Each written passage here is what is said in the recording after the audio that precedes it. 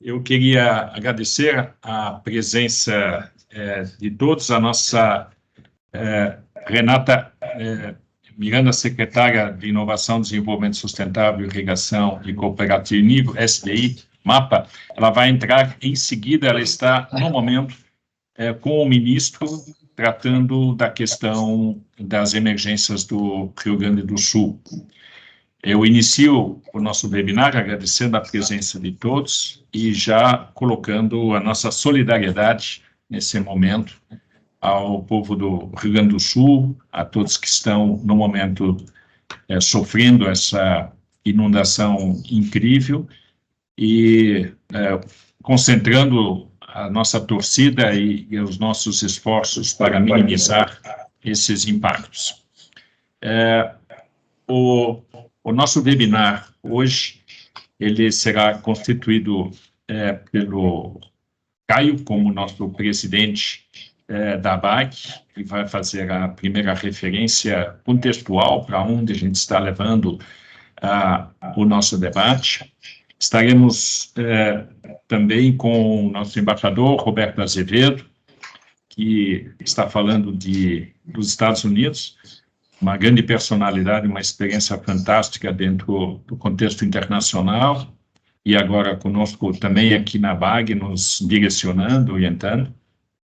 Estamos com o Marcelo Ragunaga, ex-ministro várias vezes na Argentina, atualmente preside o Grupo Produtores de Sur, que agrega todos os produtores dos 4 países do Mercosul, e também a nossa Renata Miranda, que está representando a Secretaria da Inovação do MAPA. Posto isso, eu agradeço a tantas pessoas que se interessaram, instituições que estão ligadas conosco, não só no Brasil, mas internacionalmente. Temos mais de 100 participantes no momento que estão se engajando.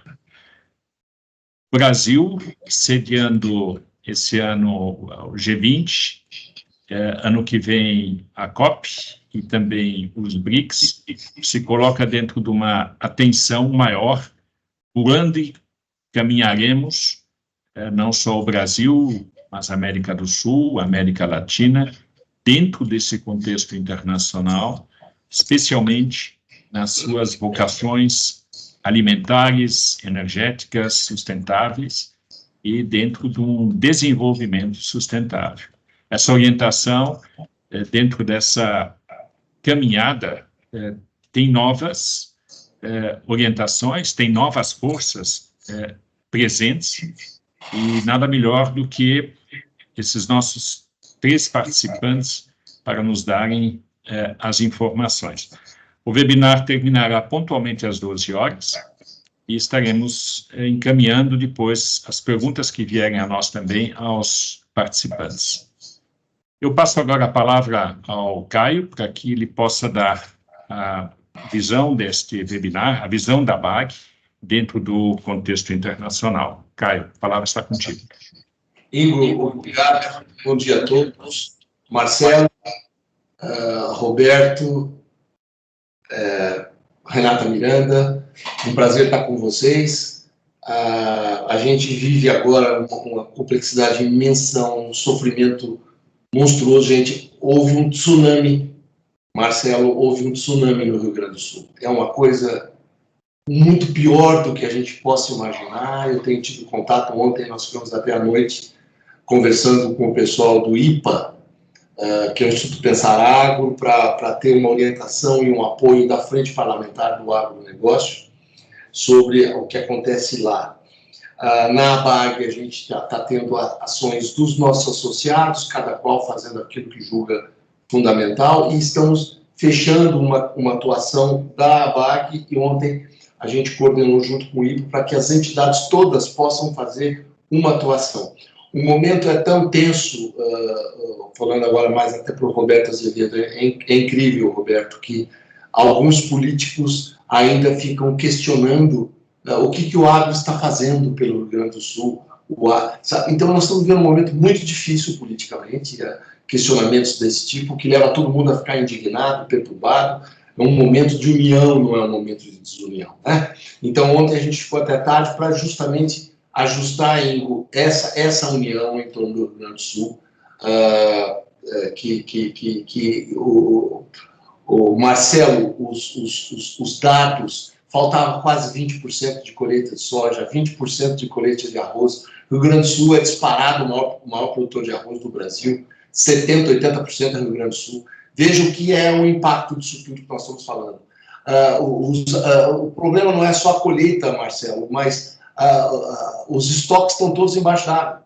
A gente não tem... Quer dizer, o que vai acontecer? Qual é o impacto disso? Está difícil medir, está muito difícil de ter uma noção do que... Por exemplo, os impactos que começam a surgir na Bolsa lá em Chicago são impactos ainda reduzidos do tamanho desse problema. O pessoal ainda vai acordar para o que está acontecendo. Pois bem, é nesse ambiente que a gente está aqui reunido e discutindo uma das coisas tão importantes a um país como o Brasil e ao nosso Cone Sul, que é a questão do agronegócio e da geopolítica. A gente tem uma preocupação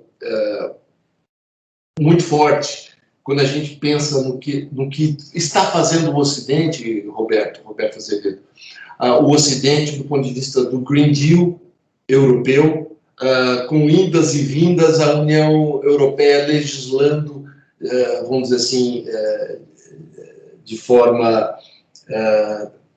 o mecanismo dela, sem olhar a questão multilateral, por outro lado, voltando atrás numa série de questões, ou seja, legisla, erra, recua, parece uma coisa de tentativa e erro, e o que é muito preocupante, tentativa e erro numa questão global, que todo o planeta participa.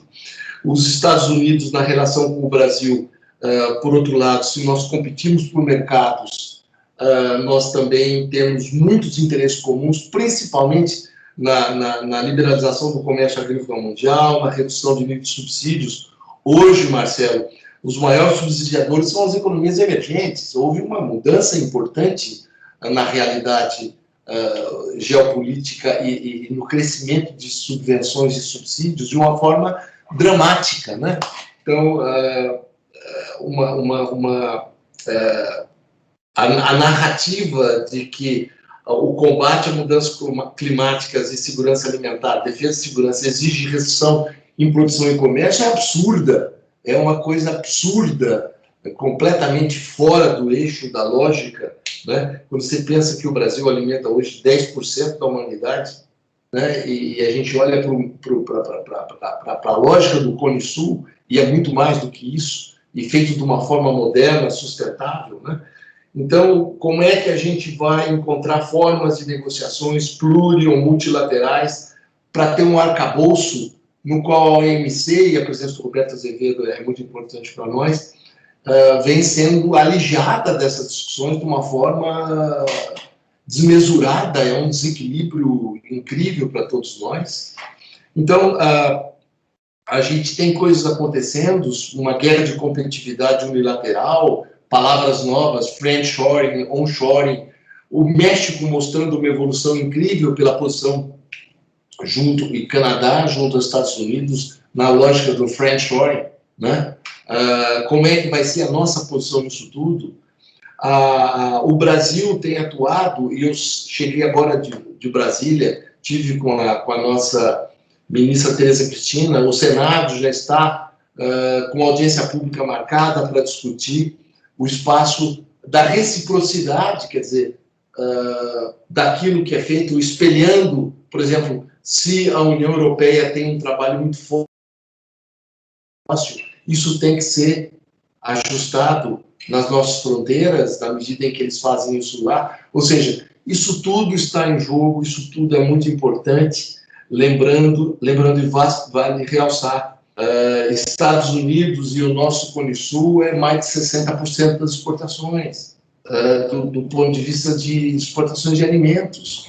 É algo realmente muito expressivo para ser tratado da forma como está sendo tratado. Portanto, é um prazer estar com vocês, da gente ter essa reunião, ter gente tão expressiva, cada um daqueles que estarão com vocês, realmente nos dá muito orgulho de estar podendo ter essa reunião hoje. E com isso, dito, agradeço a todos e devolvo ao Ingo para uma bela moderação, Ingo.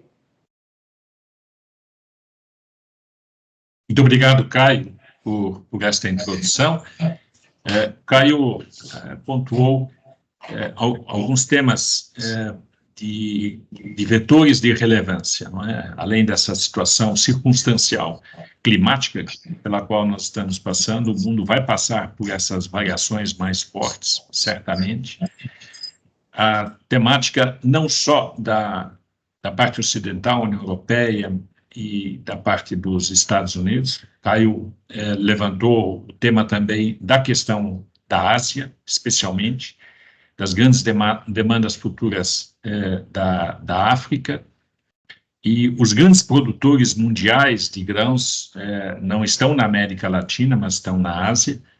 A União Europeia sendo uma exportadora, mas os Estados Unidos com o Mercosul representando 60% dessas exportações, que ao todo representam somente 10 a 15% da produção mundial de alimentos.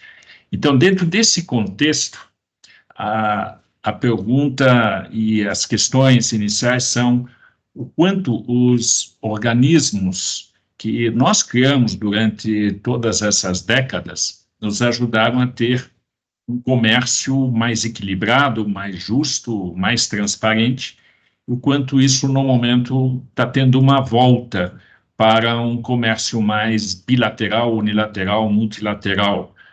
E o Roberto Azevedo vai nos endereçar um pouco essa temática. Roberto.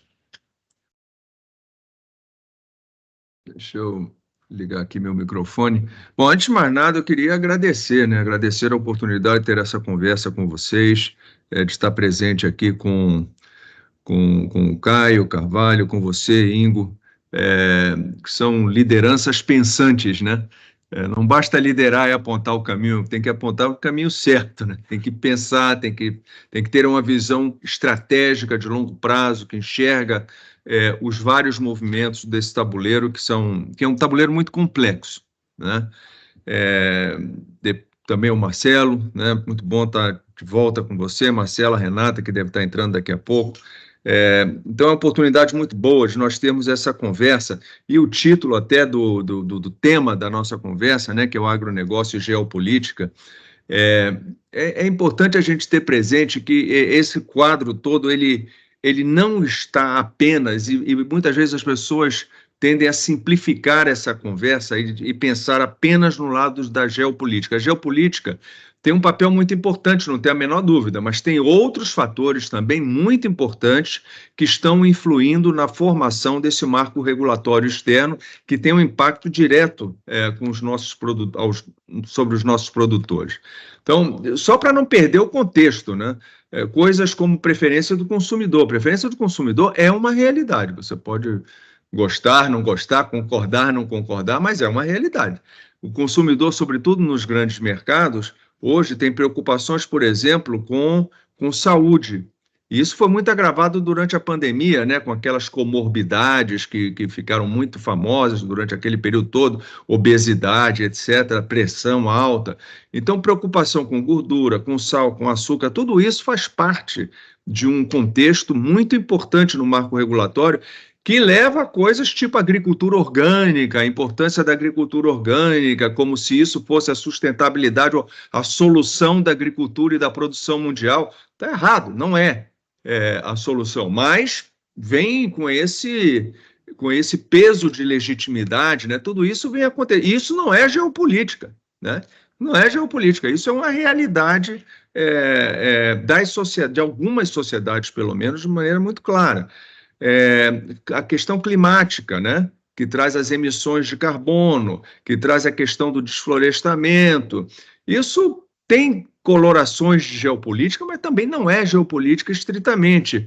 Meio ambiente, questões de biodiversidade, organismos geneticamente modificados, tratamento e manuseio de resíduos, plástico, embalagem, essas coisas, tudo isso, bem-estar animal. Essas coisas transcendem geopolítica, não é uma questão de geopolítica apenas, e tem um impacto muito forte no marco regulatório das grandes economias. Outro tema que é muito importante, que a gente não tem uma certa ligação com geopolítica, são as agendas políticas internas extremamente polarizadas. Isso significa o quê? Que algumas dessas bandeiras levam a marcos regulatórios que são exagerados. O Caio falou agora mesmo da questão da tentativa e erro. Em parte é um pouco isso, né? É você ter uma sobrereação a uma tendência, uma corrente política ou ideológica, o que quer que seja, interna, que faz com que algumas dessas bandeiras, que são até legítimas, levem a marcos regulatórios que são extemporâneos ou que não são proporcionais ao problema. E aí leva a ter que repensar depois. Né? Depois que você coloca tudo em vigor, você se dá conta que fez uma grande besteira, né? Ou porque o momento estava errado, ou porque a dose foi excedida, e aí você tem que repensar, recalibrar, dar para trás. Isso é muito ruim, porque leva à fragmentação e leva à imprevisibilidade, né? O nacionalismo, né? O nacionalismo cultural, o nacionalismo econômico, isso é uma coisa que também está politizando muito o marco regulatório.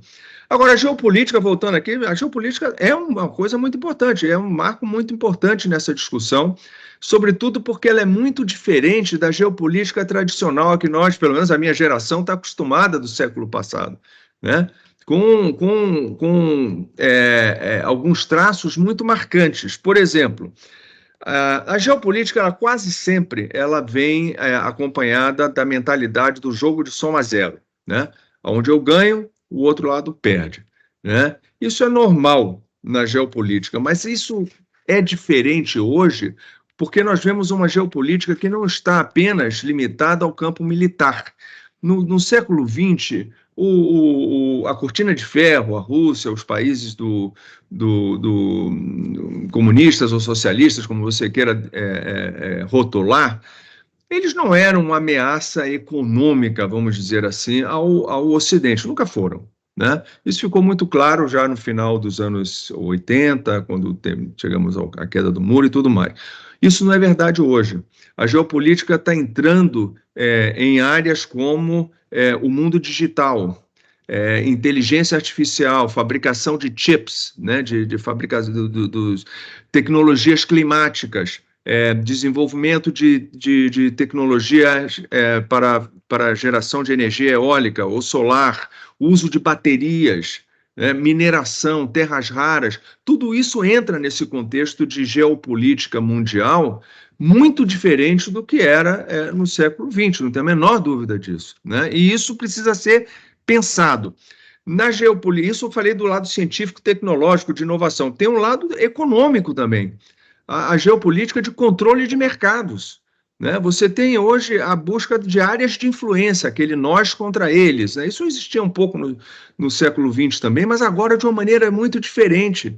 De uma maneira muito diferente porque você tem, tanto no plano interno, acontecendo isso, como eu já falei, nacionalismo, patriotismo, onshoring, né? Que você falou, friendshoring, espelhamento regulatório, o meu regulamento tem que ser emulado pelos outros, o meu regulamento tem que ser extraterritorial, ele tem impacto em outros países e, aliás, esse impacto em outros países, na maioria das vezes, é a motivação do regulamento. Não é nem um marco regulatório interno, é como é que eu faço com que meu marco regulatório tenha efeitos fora do meu território. Essa é a lógica, né, que está ali. É uma lógica muito, muito perversa, porque você não participa da elaboração desse marco regulatório justamente pela fragilidade das instituições internacionais.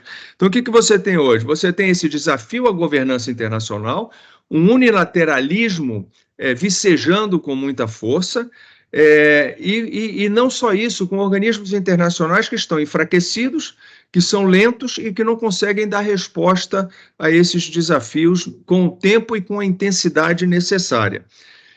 Então, vamos lá, Brasil, né? Só para fechar isso aqui, o Brasil, ele faz parte de um grupo de países, no fundo, é sempre muito perigoso você agrupar países, né? Em rótulos fáceis, como como o Sul Global, né, o Global South, uma coisa assim. Essas coisas são ótimas para acadêmicos. Eu tive recentemente num diálogo de líderes, eu hoje sou fellow da Universidade de Columbia, em Nova York, e me convidaram, eu participei lá de um diálogo de líderes. E eles rotulam essas coisas e colocam todo mundo dentro do mesmo saco com muita facilidade. Eu dizia para eles, gente, não é assim. Esses países têm interesses muito diferentes, têm realidades muito diferentes, têm alguns traços em comum. Por exemplo, esses países eles não querem escolher lado, eles não querem dizer eu estou no lado de A ou no lado B. Não é uma coisa que eles não se sentem confortáveis com a imposição de que ele tem que escolher. Eu estou no lado ocidental ou eu estou no lado de China, Rússia, etc., não sei o quê, esses dois blocos, né, que vão se desenhando aí. Não é uma coisa que eles querem fazer. Esses países também veem muitas oportunidades nesse contexto geopolítico. Por exemplo, de jogar com os dois lados, de dizer, isso lá você quer que eu te ajude? Então me dá isso aqui. Então, tentar seduzir, né, os integrantes desses blocos é uma oportunidade. E outro lado em comum é a desconfiança. Esses países vêm com muita desconfiança. O marco regulatório que chega pesado com legitimidade, nós estamos todos querendo um planeta melhor, nós todos estamos querendo um clima mais saudável, um clima mais produtivo. Pode até ter legitimidade nesse discurso, mas ele é visto com muita desconfiança. Por quê? Porque a base científica vai se afastando, né? E a motivação política vai ganhando uma força muito evidente, né? E que os países desconfiam muito desse quadro. Enfim, só para concluir aqui, é um quadro extremamente complexo, onde o engajamento de potências médias como o Brasil, por exemplo, precisa ser muito bem pensado, precisa ser estratégico, tem que pensar lá na frente. Não basta só rejeitar as óbvias carências da narrativa e das ações dos países dos mercados centrais. Não basta isso. Precisa fazer alianças, precisa desenvolver uma agenda que seja positiva e proativa para esses países com propostas, e propostas que tenham fundamentação científica, legitimidade e peso político, massa crítica política. E não adianta você falar sozinho. Aí as pessoas, mas floresta só nós temos. Não, mas a questão não é só floresta, tem outros que têm floresta, e o tema de floresta vem associado com vários outros temas que têm um peso político importante em outros aliados grandes, mundo afora. E essas alianças não estão sendo feitas. Nós estamos sendo lentos para formar essas alianças. É uma preocupação, uma conversa como essa nossa aqui, eu acho que é muito importante para começar a desenvolver essa visão estratégica e essa atitude proativa, construtiva, mais independente e estrategicamente alinhada com outros parceiros internacionais. Muito obrigado, Roberto.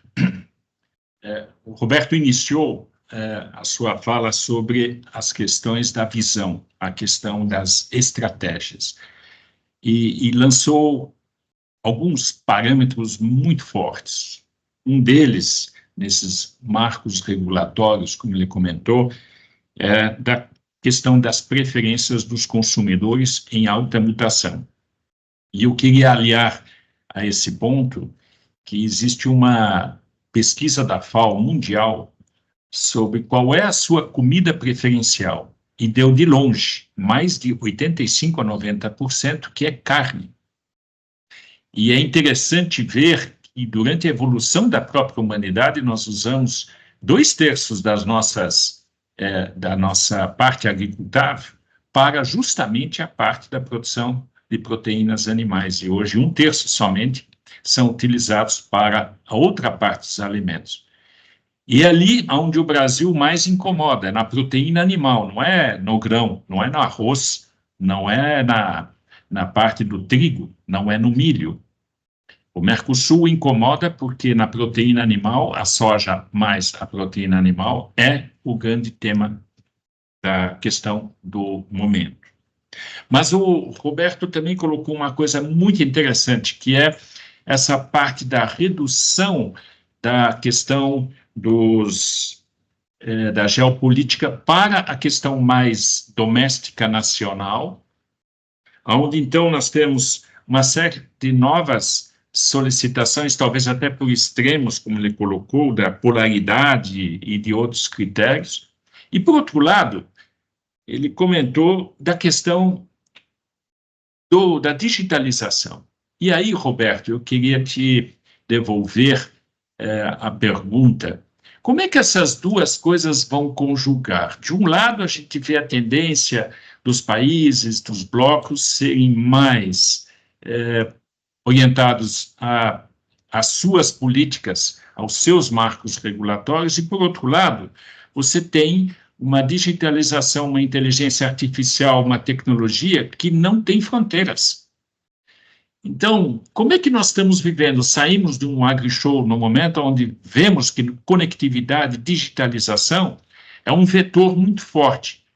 E aí você endereça no final, dizendo assim, nós temos sim uma crise de confiança, temos com alianças lentas, a digitalização é hiper rápida, a inteligência artificial não vai deixar esperar. E, por outro lado, esse desafio da governança. Como você vê esses dois polos?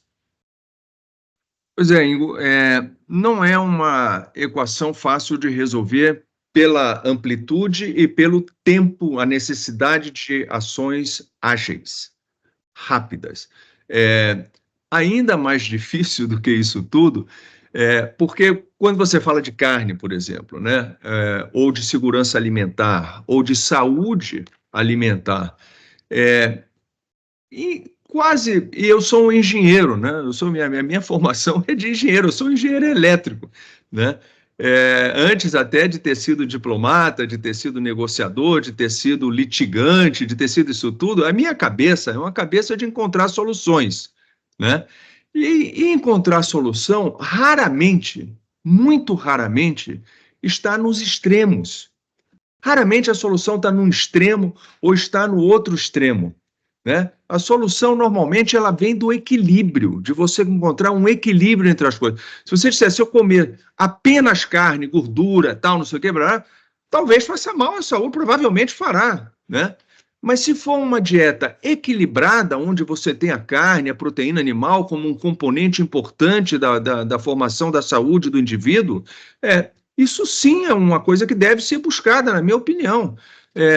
E esse equilíbrio ele não é favorecido pelo extremismo polarizado das políticas internas dos países, muito menos ainda no meio digital. Hoje em dia, você já percebeu que quando você vê um vídeo ou uma posição nas mídias sociais, você tem o dedo para cima, né, o polegar para cima, o thumbs up, e você tem o para baixo. Não tem um meio. Não tem um polegar deitadinho assim, mais ou menos, concordo com partes do seu argumento, não concordo com outro. Não existe isso. Você tem que ser tudo para um lado ou tudo para o outro. Eu acho que o Brasil é uma resposta para um ambiente desse tipo. A gente não vai ganhar essa discussão trazendo racionalidade, trazendo base científica para essa discussão da noite para o dia. É um trabalho de formiga, você tem que estar toda hora não questionando, rejeitando o argumento ou a premissa, mas trazendo equilíbrio para o que está sendo colocado. E isso só vai acontecer se você não estiver falando sozinho. Você tem que criar uma massa crítica, política, você tem que ter alianças, tanto de um lado do bloco, no bloco ocidental, quanto do lado do outro bloco.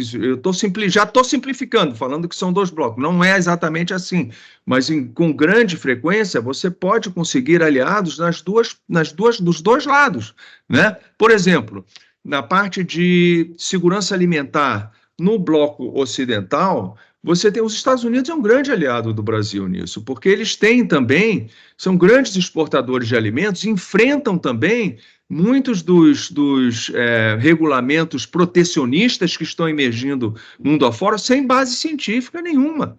Eles também têm esse problema. Não são problemas idênticos aos nossos, mas são muito parecidos. Então, um diálogo com os Estados Unidos nessa linha, por exemplo, eu vejo muito espaço de cooperação aqui, né? A mesma coisa acontece do outro lado. Você tem países como a própria China, né, que tem problemas seríssimos e acusada, dia sim e outro também, sobre emissões de carbono. Né? Então, ter uma certa racionalidade na discussão de emissão de gás carbônico, ter a China como um aliado também é importante. Eles vão ter que se mexer, eles vão ter que fazer muita mudança no mecanismo, no aparelho produtivo deles, eu não tenho a menor dúvida disso. Segurança alimentar é fundamental para a China. Né? Então, como é que a gente usa essas características desses países que não se alinham perfeitamente com os nossos interesses, mas que têm áreas de coincidência muito importantes, como é que a gente potencializa isso para poder trazer um debate equilibrado, evitando os extremos, evitando o radicalismo, evitando o exagero, que na maioria das vezes é o que termina prejudicando os nossos interesses, né? Esse é o desafio, a meu ver. Muito bom. Roberto, você mostrou o hiato no qual nós estamos caminhando. Quer dizer, velocidade é um tema que estamos retardando de um momento e, por outro lado, acelerando. E eu penso que o conceito que você usa na segurança alimentar, eu queria aproveitar um pouco a tua experiência nessa parte, em relação ao que surge também no momento, nos dois hiatos. Segurança alimentar poderia ser um termo internacionalmente aceito, mas, por outro lado, o que a gente vê surgindo, que é a soberania alimentar. Né? Essa soberania alimentar, o que ela embute, na verdade? E, por outro lado, a insegurança alimentar, que é toda a parte das questões, das classificações da fome extrema até simplesmente a insegurança dessa parte. Então, como é que nessa parte a gente tem uma desunião crescente ou a gente pode construir uma nova agenda de futuro? Você sabe que essa discussão, quando você usa palavras como segurança alimentar, que são palavras, eu acho que inatacáveis, né? Todo mundo quer segurança alimentar, é um direito do ser humano, né? Ter segurança alimentar. Mas aí a agenda política começa a entrar. Então, eu já vi, por exemplo, em uma discussão que eu tive, onde foi isso? Em Addis Abeba, com a União Africana, pessoal falando sobre segurança alimentar, e aí veio alguém introduzir a ideia de que segurança alimentar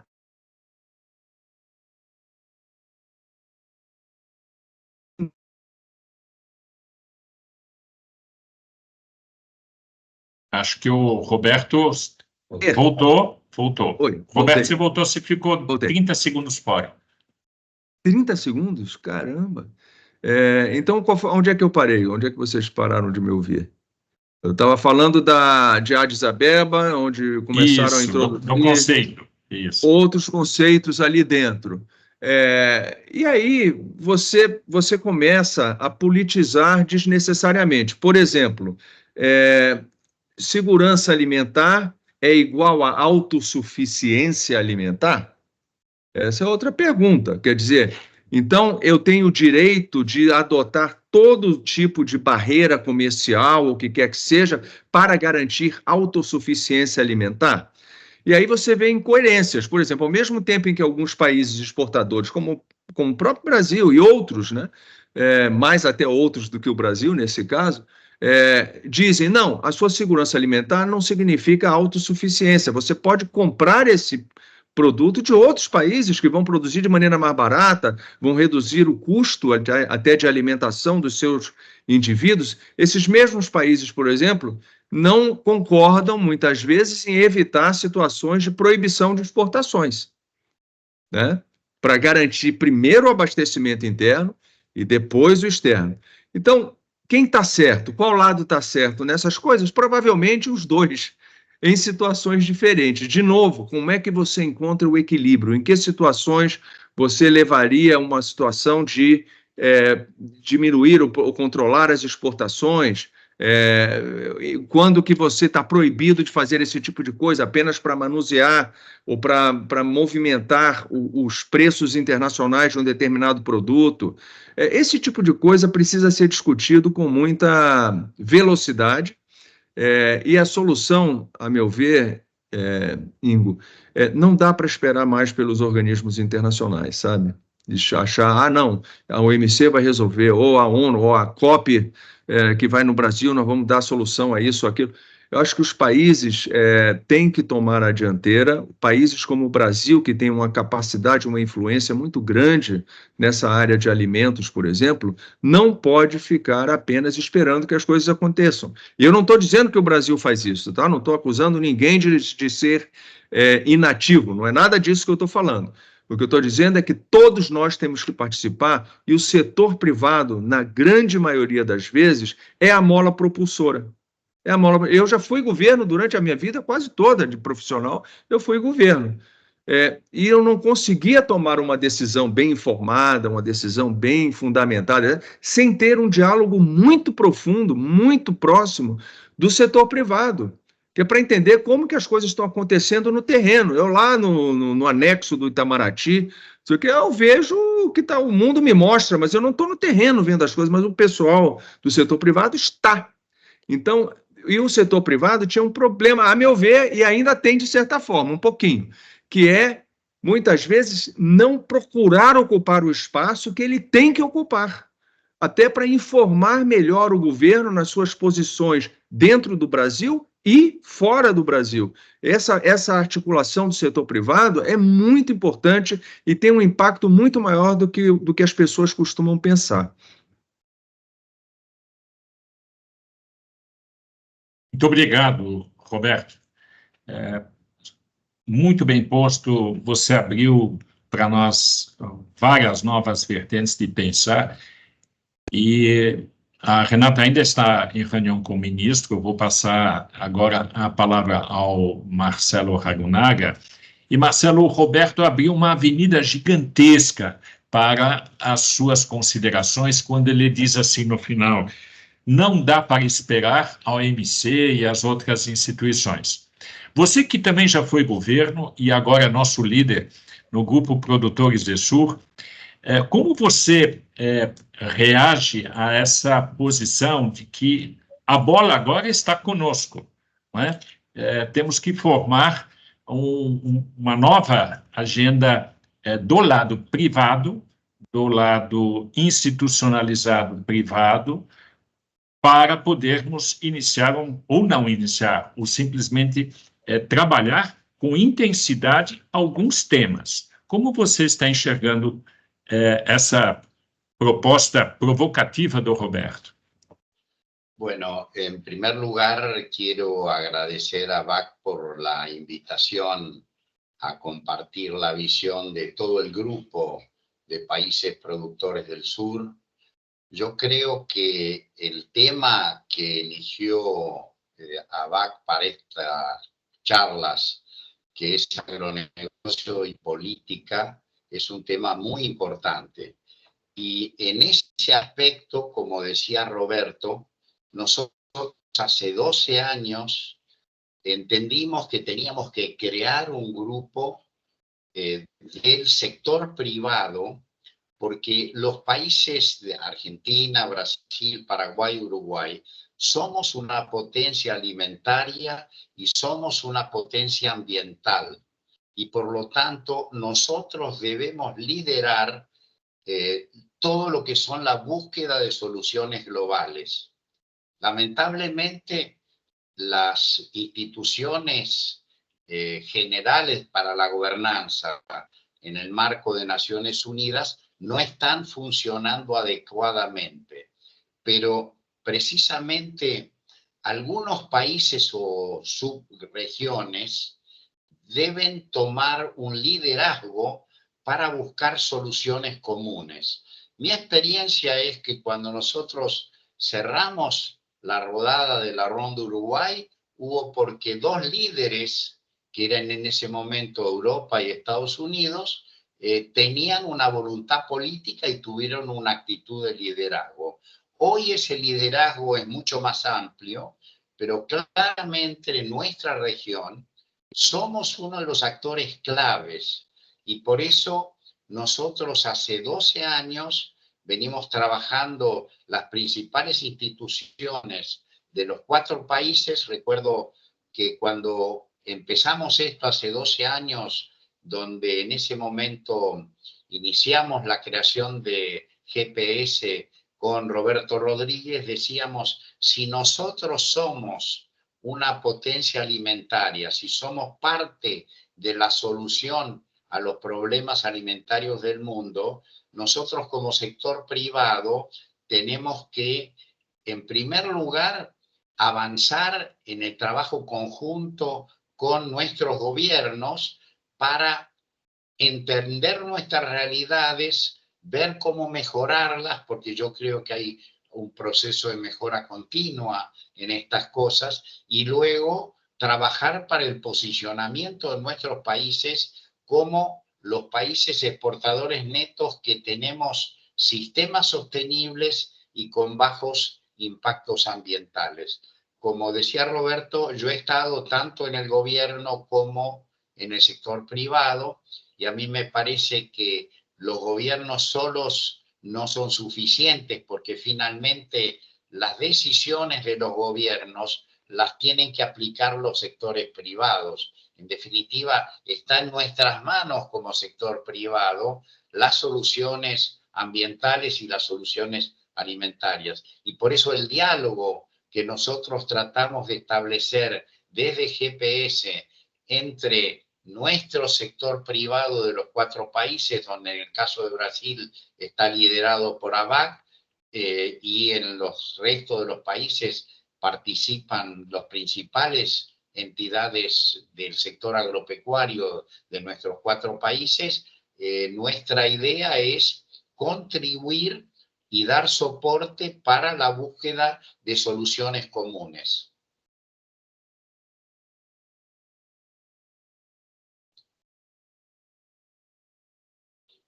Marcelo, pegando a tua referência da união das forças dentro do Mercosul, hoje essa união das forças ela se manifesta talvez partindo de negociações que nós tivemos no passado em relação à União Europeia. Isso juntou muito o Mercosul dentro de propósitos mais comuns, dentro de políticas mais comuns. Às vezes você precisa de um adversário para se juntar melhor dentro dos seus próprios propósitos. Olhando o cenário que Roberto posicionou, aonde você vê o forte espaço deste conjunto de forças empresariais do agro do Mercosul se reposicionarem em relação a esse cenário que foi descrito pelo Caio e pelo Roberto? En realidad, nosotros tenemos que contribuir a la gobernanza global y tenemos fundamentos para eso, porque el sector del agronegocio del Mercosur es el precursor de la implementación de sistemas productivos sustentables, lo que hemos denominado intensificación sostenible, y nuestra idea y el trabajo conjunto que estamos haciendo es para tratar de entender mejor nuestras realidades, ver cómo con un proceso de mejora continua podemos ir mejorando nuestros sistemas productivos, pero lo más importante además es que necesitamos mostrar al mundo que nuestros sistemas productivos no son como muchos prejuicios existen a nivel global, sino que nosotros la iniciativa que se hizo en Naciones Unidas de cómo mejorar los sistemas productivos hace 2 años, nosotros empezamos hace 2 o 3 décadas y somos líderes en el planteo directo y somos líderes en el uso de la biotecnología para reducir las aplicaciones de agroquímicos y que tengamos una agricultura más biológica. Y es un proceso, como yo digo, de mejora continua, donde nosotros como sectores privados, trabajando con nuestros Embrapas, nuestros INTA, estamos viendo primero cómo identificar las métricas y tener diagnósticos de dónde estamos hoy, pero luego, en una actividad muy propositiva, ir a los distintos foros internacionales y plantear que nosotros tenemos un sistema, que los sistemas de los distintos países no son iguales, hay que respetar las realidades de cada país, y por eso nosotros entendemos que todas las decisiones unilaterales, y especialmente si no tienen bases científicas, no son buenas. Nosotros creemos que hay que tratar de recuperar la gobernanza global y estamos trabajando desde el sector privado para eso. Nosotros creemos, y por todos los documentos que veo que se están presentando y que GPS también presentó para T20 y para el B20, nosotros entendemos que debemos recuperar la gobernanza global, y para eso necesitamos el liderazgo de determinados países que tienen un rol importante en el comercio de alimentos y en las soluciones ambientales. Y en ese esquema, nuestra región es una de las regiones que tiene que buscar acuerdos que si no son multilaterales, por lo menos tenemos que liderar acuerdos que sean razonables para evitar decisiones unilaterales como las de la Unión Europea, que no respetan o que no tienen bases científicas para pretender imponerlas al resto del mundo.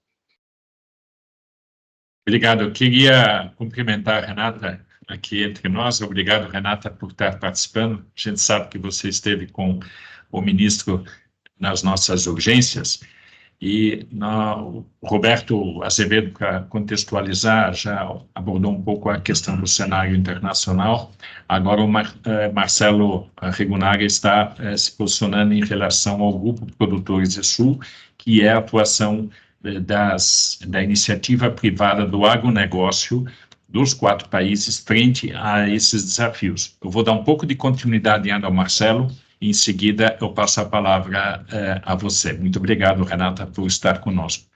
Marcelo, você colocou um tema bastante provocador, quando você coloca de que nós temos, digamos, exercido uma função de liderança dentro dos propósitos colocados pela nossa realidade tropical. E isto é provocador porque hoje estamos vivenciando aquilo que o Roberto posicionou dentro da soberania alimentar, onde você tem normas ou propósitos conceituais vindo de outras realidades. E você citou a União Europeia, e aí eu quero aprofundar um pouco mais, como você está encarando no momento a questão desses 2 choques de princípios. A União Europeia, com seu Green Deal, que emanou 2 leis, a EUDR e a CBAM, de um lado, mostrando claramente o que ela acha que é certo ou errado, não só para si, mas mundo afora, e você posicionando de que nós temos uma série de tecnologias de gestão de campo muito diferentes do deles. Como será vamos fazer uma visão, como será esse choque de realidades entre ambos? Qual será o desenlace disso, no seu entender? Es un desenlace que no es simple. Yo creo que va a llevar cierto tiempo, pero nosotros tenemos realidades que se conocen poco. Por ejemplo, y yo cuento mi experiencia, nosotros hace 30 años hacíamos los cultivos ¿cómo se hacían en la Unión Europea? Destruíamos la biodiversidad del suelo, destruyendo el suelo todos los años. Hace 30 años empezamos nosotros, ustedes unos años después, con el enfoque del plantío directo. Bueno, ese enfoque no es simplemente el plantío, es todo el entendimiento de cómo con sistemas productivos con base científica, entendiendo las realidades de cada región, podemos ir avanzando hacia sistemas que son productivos y al mismo tiempo que son amigables con el ambiente, es decir, con bajos impactos ambientales. Y como decía Roberto al principio, no es con soluciones de producción orgánica como se logra la sostenibilidad a nivel global. De hecho, lo que ha impuesto la Unión Europea en su Green Deal en materia de obligación de un porcentaje de producción orgánica, eso de ninguna manera resuelve los problemas de la sostenibilidad y de los impactos ambientales. De manera que las propias universidades en Europa están mostrando que no hay una correlación entre que los productores hagan producción orgánica y que se mejore la sostenibilidad ambiental. Ahora, este es un trabajo complejo. Nosotros, como sector privado, tenemos que interactuar con nuestro sistema científico para entender y poder mostrar al resto del mundo, y ese es el trabajo que tratamos de hacer en GPS, una articulación con nuestro sistema científico para poder mostrar que nosotros estamos comprometidos, pero de una manera basada en ciencia.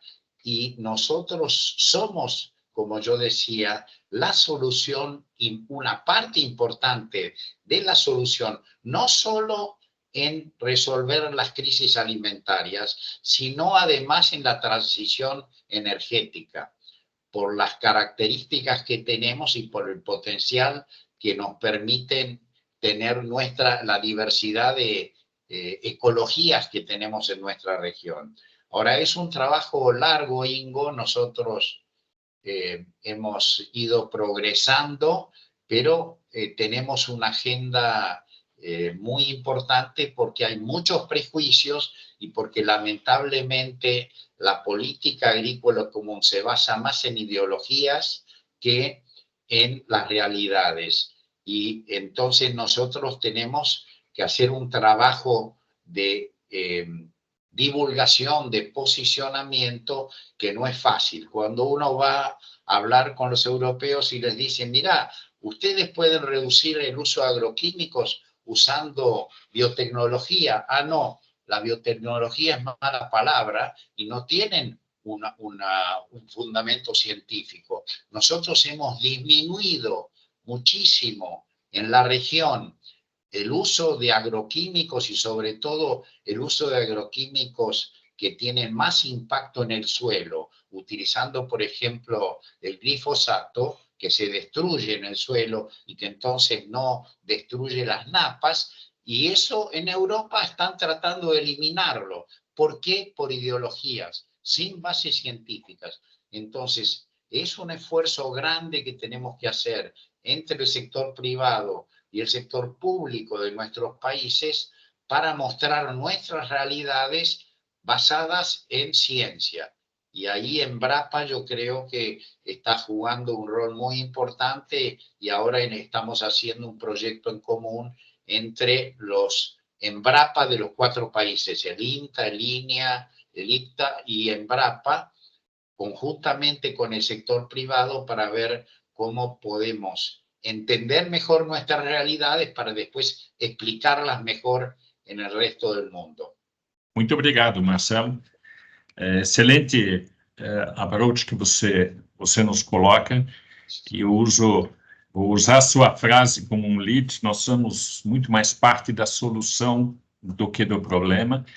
E você relata muito bem sobre alguns temas, como a integração lavoura, floresta, pecuária. E hoje no Cerrado, onde existem áreas bastante inóspitas, difíceis, se você vê na temperatura deste verão, a gente teve insolações até 42 graus no solo, e por aplicação diferenciada de tecnologias, por exemplo, essa da integração lavoura-floresta-pecuária, deixando braquiária no chão e capim no chão, a gente reduziu essa temperatura de 42 graus para 22. E isso faz com que as sementes possam superar a sua posição para poderem germinar. Então, são tecnologias, são gestões, são experiências, são solos. E Renata chegou no momento perfeito para falar por que nós somos cada vez mais solução e menos problemas. E, Renata, você é uma das grandes articuladoras dentro do Ministério do MAPA Brasil, capitaneando a Secretaria da Inovação, Desenvolvimento Sustentável, Irrigação e Cooperativismo. Então, é uma secretaria onde a inovação está escrita já dentro da porta, quer dizer, alguém entrar e falar como não dá para fazer, você diz, esse não é a minha secretaria é da solução. E eu queria te dar a palavra inicial, Renata, porque dentro do âmbito no qual a gente está trabalhando as nossas visões, o Brasil hoje desponta na sua liderança natural, não só nas Américas, mas também agora com o G20, teremos a liderança do BRICS no ano que vem, mais o G20. Então, a pergunta inicial para você se posicionar, como é que o governo brasileiro quer trabalhar essa visão deles dentro dessa liderança que lhe foi dada? Muitíssimo obrigada à BAG pelo convite, obrigada por estar na presença de tantos professores, né? São meus, aqui são os meus nortes, né? Cumprimentar aqui Caio, prazer estar com vocês novamente, Ingo, o doutor Marcelo, o Ingo é um grande amigo, está sempre junto também, o doutor Marcelo, um prazer, um privilégio, em seu nome eu quero aqui dar todo o nosso sentimento e nosso compromisso, solidariedade com todo o Rio Grande do Sul, com tudo o que está se passando, e com isso aproveito para pedir aqui desculpas pelo meu atraso, mas o ministro tem feito essas reuniões periódicas e algumas com certa urgência para a gente tentar dar suporte, apoiar, que a situação é mais que grave e pode servir aí de exemplo para a gente testar, não falar somente resiliência da agricultura para a mudança climática, mas resiliência do país, das pessoas, das comunidades, para os eventos que a gente tem como exemplo, né? E, por último, e não menos importante, para mim, uma pessoa que eu admiro demais, o embaixador Roberto Azevedo, que também é um líder fundamental, um porta-voz importantíssimo para a gente colocar o Brasil onde deve estar. Então, eu acho que é isso que você me traz, né, Ingo? Perguntar assim, como é que o Brasil está ocupando, né, esse espaço que deve ocupar? Eu acho que a gente tem todas as oportunidades, né? Eu gosto de dizer o seguinte: o Brasil ele tem que se lembrar que é o quinto maior território do mundo. Eu sei que isso parece uma releitura da geografia, lá dos primórdios do nosso ensino de geografia, mas o embaixador não vai me deixar mentir. Tudo que discutimos é geopolítica e território é tudo, né? As discussões, todas as principais guerras, no final das contas, se discute território, porque território é poder, território é riqueza, e a gente não pode esquecer que o Brasil é o quinto maior território do mundo e se localiza num ambiente muito privilegiado. Os outros 4 primeiros maiores países, eles estão naquele eixo leste-oeste, no hemisfério norte, que tem aquele eixo de tensão histórico leste-oeste.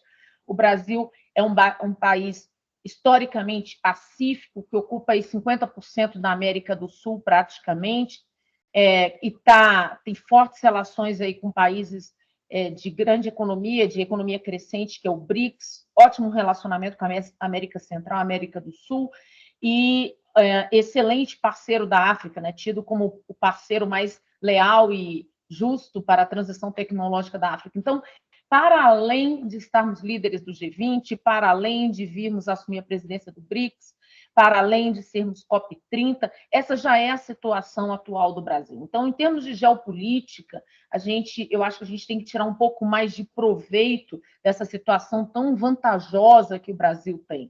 E falando de agricultura, somos o país que trabalha há 40 anos com agricultura adaptativa, né, Ingo? Então, a gente está aqui falando de agricultura adaptativa, resiliente, quando fomos ocupar, né, a região central do país como um movimento de soberania de país, de desenvolvimento, integração do país, nos deparamos com solos inférteis, né, que era isso que era considerado o Cerrado brasileiro, e desde então a gente vem superando todas as dificuldades técnicas, tecnológicas, apesar de relevo adequado, água disponível, era um solo de altíssimo teor de alumínio, baixíssima fertilidade, com chuvas irregulares, e nós adaptamos toda a genética animal e genética vegetal para a gente conseguir ser essa potência produtiva. Então, trabalhamos há muito tempo nessa agricultura adaptativa e temos aí um histórico de compromisso muito forte, quando a gente tem que ter mais orgulho em dizer que somos o primeiro país a fazer uma declaração de agricultura de baixo carbono do mundo, que tem 14 anos. E não é só uma declaração, é um compromisso com metas quantificáveis e baseadas em ciência. Então, quando o Marcelo destaca aí a importância da Embrapa, é justamente nesse sentido, né, Marcelo? Foi atribuída à Embrapa esse desafio de transformar o Brasil num Brasil autossuficiente na produção de alimentos, e que exemplo ele não pode ser para todo o continente americano, América do Sul, que você bem representa aqui, mas também para todas as áreas produtivas do globo, para a gente não perder a responsabilidade de sermos esse porto seguro da segurança alimentar mundial. Então, Ingo, eu vejo como uma grande oportunidade, mas também não deixo de perceber, de fazer análise crítica, que eu acho que esse tipo de debate proporciona, da gente entender quais são os novos modelos de negócio, né? Não basta você ser capaz de produzir muito bem, alta eficiência, eficiência climática, mas eu tenho certeza que o embaixador Roberto deve ter trazido esse tema, e assim, uma pena eu ter perdido, embaixador, aprender com você, mas os novos modelos de comércio, os novos comércios que estão postos, eles exigem mais do que isso, eles exigem outras camadas de compromisso, porque a gente sabe que estamos vivendo num limite muito grave da relação da humanidade com os recursos naturais do planeta, e isso tem sido demonstrado aí a partir dessas tragédias. Precisamos reforçar o nosso compromisso com o desenvolvimento em novos modelos de sustentabilidade. Então, eu acho que se o Brasil compreender todo esse cenário que eu coloquei, que eu vejo como muito positivo, de ocupar o seu lugar de fala, de protagonismo, de assumir essa frente, e internalizar isso em políticas estruturantes, em políticas de desenvolvimento sustentável. Então, de novo, não é só política alimentista e nem só política de proteção ao meio ambiente, mas políticas de desenvolvimento sustentável nos seus pilares, né? Econômico, social, ambiental. Eu tenho certeza, reconhecendo essas novas regras de mercado, é fundamental que a gente não tente criar fumaça sobre esse ambiente. Ele é um ambiente que era tendência no passado, mas está muito bem estabelecido o rumo dele. Eu tenho certeza que a gente vai poder ocupar esse protagonismo que é esperado por todos. Muito obrigado, Renata. Excelente contribuição. E eu vou pegar dois ganchos seus, muito relevantes. Um que você trabalhou bem a questão da regionalidade. Então, essa regionalidade hoje, se a gente olhar nos campos maiores, ela não se restringe aos limites fronteiriços dos países, mas muito mais dos biomas. Então, você tem o bioma da Amazônia, que tem mais de 9 países conjugados. Isso é uma realidade muito similar. Se você pegar a questão, por exemplo, do bioma do Cerrado, o bioma dos Pampas, ou o bioma, inclusive, do Pantanal, você tem vários países conjugados. E se você extrapolar até da área andina, que tem um outro tipo de realidade. Essas realidades têm soluções diferenciadas. E isso que você está nos provocando. Olhando assim, essas soluções são soluções tecnológicas, são soluções de gestão, são soluções de desenvolvimento muito diferenciadas. Então, o Brasil pode estar levando soluções integradoras dentro desses novos modelos de negócio, como você chamou. E aqui eu quero chamar a atenção a duas coisas, Renata, que você posicionou, que eu acho que é muito interessante.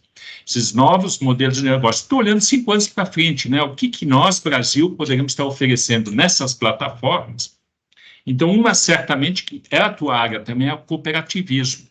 O cooperativismo é uma solução para o pequeno produtor.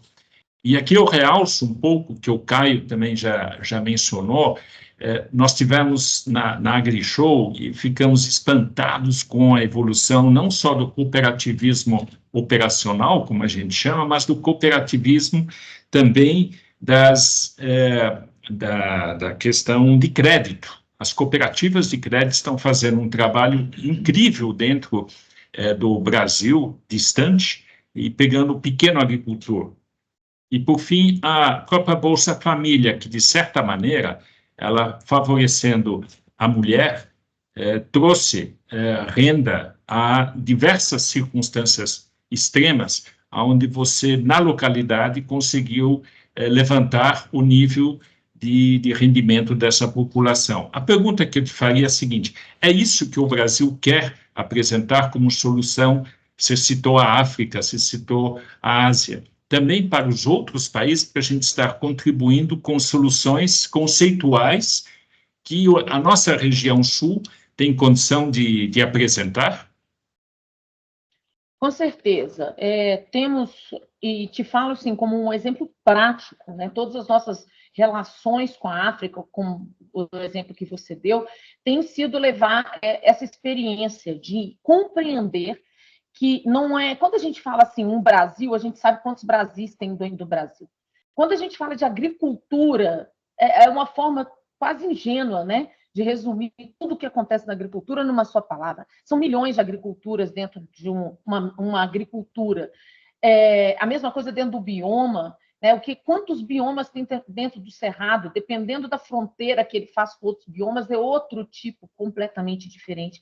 Então, nós temos que entender que as políticas elas têm que ter caráter setorial, regional, respeitadas não somente as condições daquele bioma e as variáveis do bioma, mas respeitando, inclusive, a história das pessoas que estão ali e a cultura daquelas pessoas. Do contrário, a gente não consegue gerar aproximação. A gente sabe que transição tecnológica só se dá se a gente consegue engajamento das pessoas. E aí vem o papel das cooperativas. Não existe outra maneira de você acessar, fortalecer e manter o compromisso das pessoas hoje que não seja no modelo empresarial de associativismo ou cooperativismo. Eles são modelos que hoje reduzem custo e dão oportunidade de competitividade para o mercado.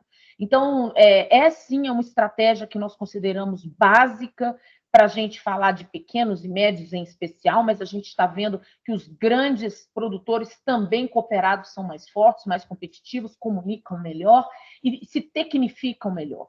E tem sido também através de cooperativas que a gente o produtor vem recebendo uma série de outras soluções, desde a assistência técnica, como, por exemplo, a conectividade. A gente sabe que a conectividade é um grande problema, as cooperativas estão puxando para si. a responsabilidade de serem elas operadoras e distribuidoras dessa conectividade, uma questão estruturante, que quando a gente fala de competitividade, a gente não está falando só de IoT para os grandes produtores, muito tecnológicos, a gente está falando de conectividade para o produtor ter acesso a um melhor portfólio de insumos, mas também mercado. A gente está falando de reter jovens no campo, a gente está falando de novos modelos de negócio. Então, as cooperativas são centros de força do produtor rural, fundamentais, e a gente entende que na transferência de tecnologia que a gente propõe para os países parceiros, essa tem sido a lógica, em que a gente olhe para o território, observe quais são as cadeias produtivas de maior aptidão, reconheça nela quais são as estruturas que a gente pode fortalecer, associativismo e cooperativismo, a partir delas, gerar linhas de financiamento para investimento, para máquinas e processamento, para processamento daquela produção, e dali também o acesso ao mercado. Muito obrigado, Renata. Você abriu o leque bastante agora para a gente poder explorar um pouco mais. Eu vou trazer 2 temas nas cadeias produtivas que você comentou, onde não só a parte do pequeno, mas o grande dentro da sua lógica faz... É um tema de relevância estratégica para a região dentro dos seus biomas. E, por fim, a conectividade. Quando você chama a conectividade, eu lembro um pouco, a Bag apresentou agora na AgriShow um tema de conectividade, onde ele envolve as prefeituras, ele envolve o grande produtor dentro de uma conectividade regional, mas muito mais também a sua conectividade em relação àquilo que você comentou, a informação, a treinamento, a inovação, né? Eu queria que o Caio comentasse um pouco agora esses cenários que ele ouviu e colocasse talvez algumas considerações. Caio, está contigo. Ok, obrigado. Acho que a gente está tocando realmente nos pontos essenciais. A Renata trouxe uma visão mais realmente do dia a dia, do que a gente tem que fazer aqui dentro do Brasil.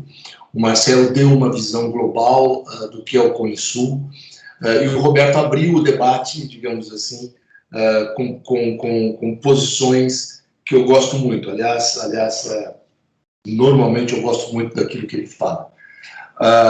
O Roberto salientou, vamos dizer assim, um ponto hoje, gente, que nos faz sofrer demais, que são desconfianças. O nível de desconfiança aumenta o processo de fragmentação, essa imprevisibilidade que ele acaba causando, vamos dizer assim, essa visão nacionalista acaba nos trazendo uma desconfiança de uma forma constante nas reuniões, por exemplo, que a gente faz, né, Marcelo? Do Grupo dos Produtores do Sul, a respeito de marco regulatório. Sempre você olha o marco regulatório que está sendo criado como alguma coisa não com uma visão de interesse global, né?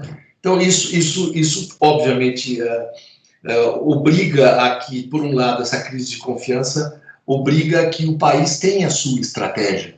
Eu acho que o Roberto colocou muito bem, ele abre falando que sem posições proativas de um país do tamanho do Brasil, a gente realmente não consegue ocupar o espaço que nós temos que ocupar. Então, você olha o relato da Renata, o esforço do Ministério da Agricultura, principalmente em abrir mercados nessa luta, digamos assim, de dificuldades impostas, de alguma forma, pelo unilateralismo, né? O Roberto termina, de alguma forma, citando que é muito importante evitar exagero, é muito importante ter velocidade e que para tudo na vida a solução não vem de extremos, né? Mas sim da busca do equilíbrio. Eu acho que isso permeou toda a discussão. O Marcelo coloca a preocupação, falou sobre a preocupação da extrema diferença que há de agricultura dos trópicos em relação à agricultura temperada. E que qualquer solução que venha de do norte para o sul vai ter muita dificuldade de ser implementada, porque a realidade do sul, ou a realidade dos trópicos é uma realidade diferente. Nós temos todo o nosso embasamento em ciência, em tecnologia, como o Marcelo bem explicou, e acaba fazendo da gente, digamos assim, parte da solução. Nós não somos parte do problema, nós somos efetivamente parte da solução. Então, a questão da discussão do Ingo sobre um debate que o Roberto Azevedo conhece tão bem e que me assusta, viu, Roberto? Quando você começa a ver constantemente se falar em soberania alimentar, a gente já viu essa música, né? A gente sabe aonde é que isso leva. Então, essa é uma grande preocupação. E depois, a posição principal da Renata sobre inovação. A estrutura de governo, a estrutura privada, a aptidão extraordinária do produtor e ganhos de produtividade total de fatores. Marcelo, o Brasil tem ganho acima de 3% ao ano.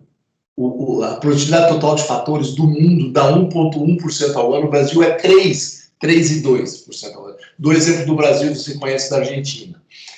Então, se a gente tem esse ganho, se nós temos todo um sistema cooperativista, como o Ingo salientou, viu, Roberto?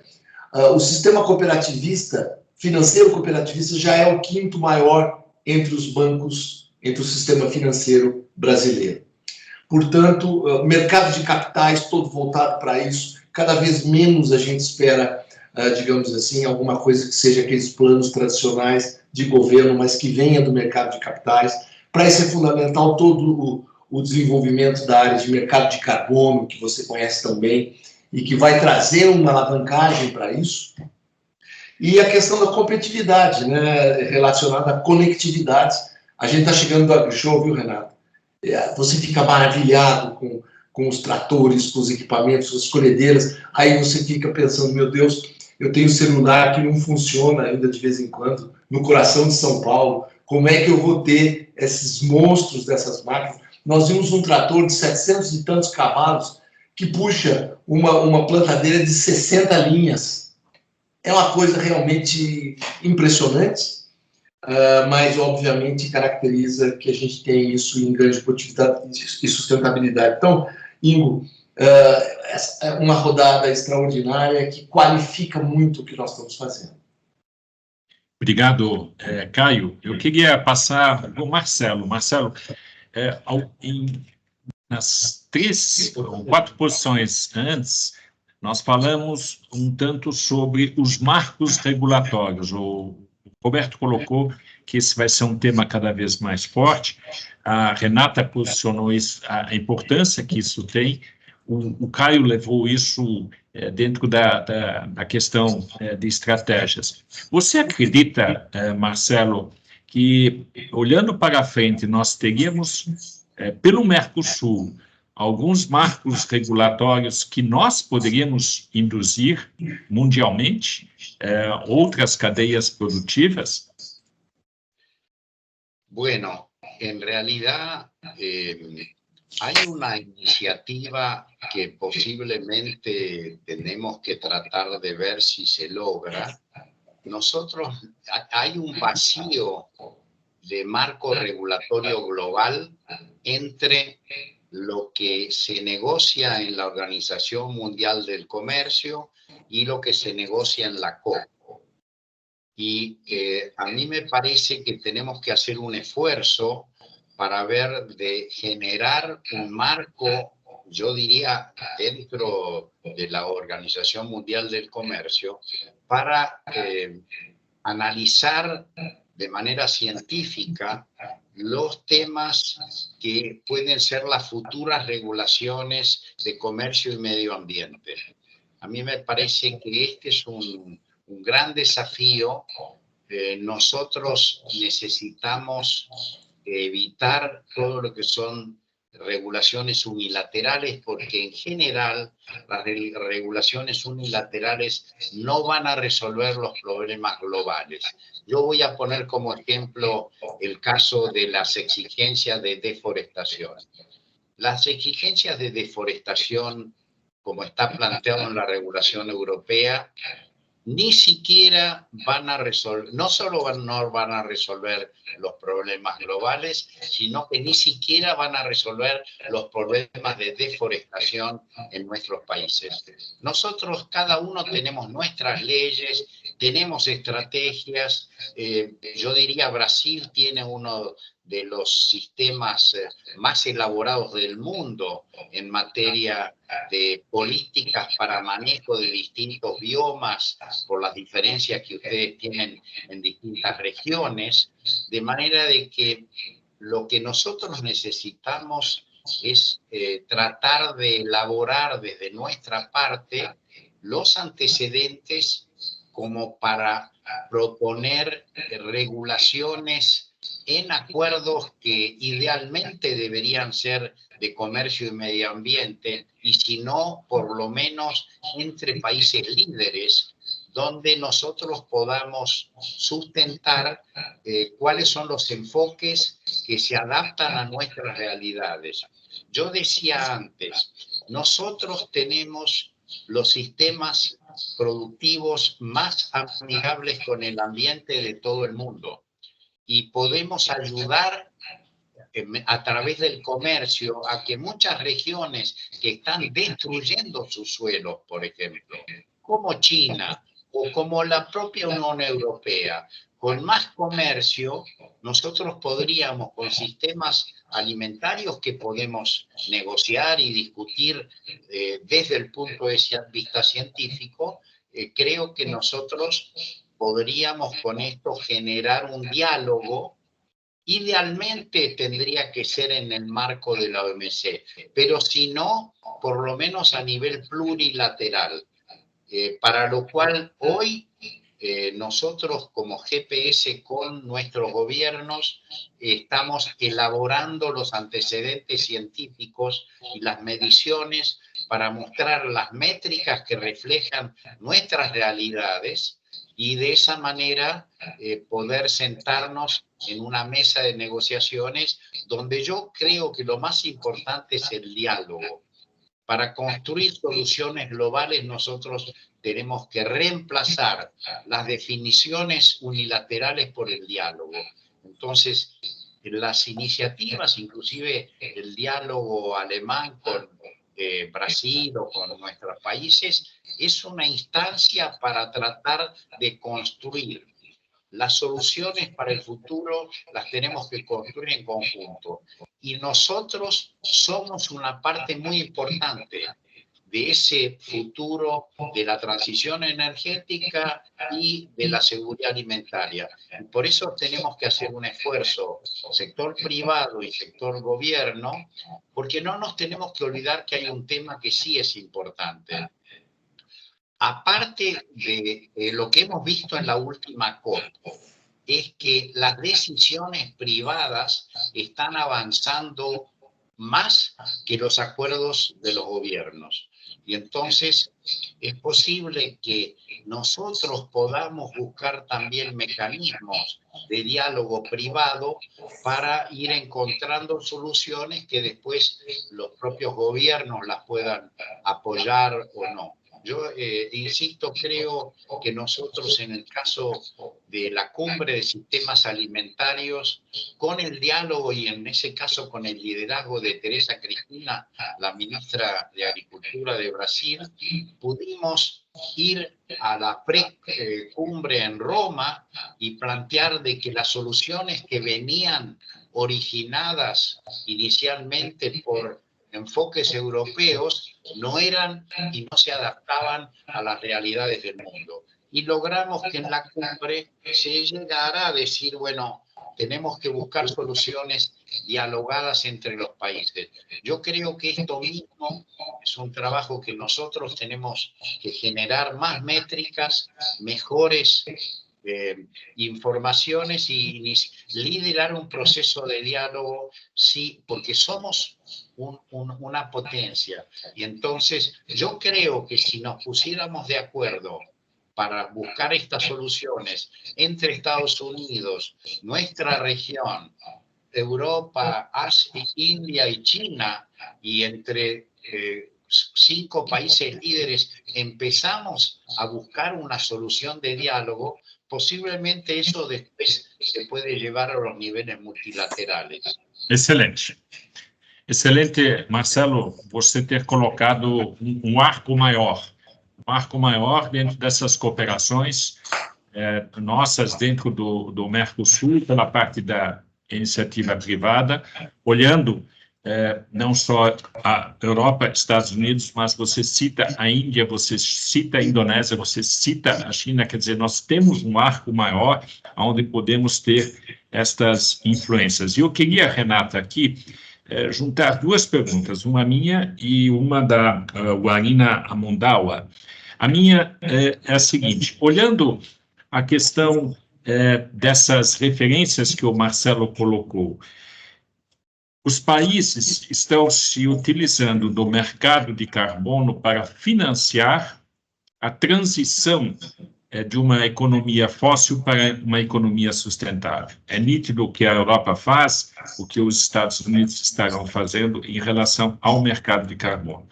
A minha pergunta para você seria, esse caminho nós podemos fazer em conjunto com outros países, como, por exemplo, o Mercosul, em relação a um mercado de carbono mais harmonizado, para que a gente pudesse ter influências pelas nossas próprias características? Essa é a primeira pergunta.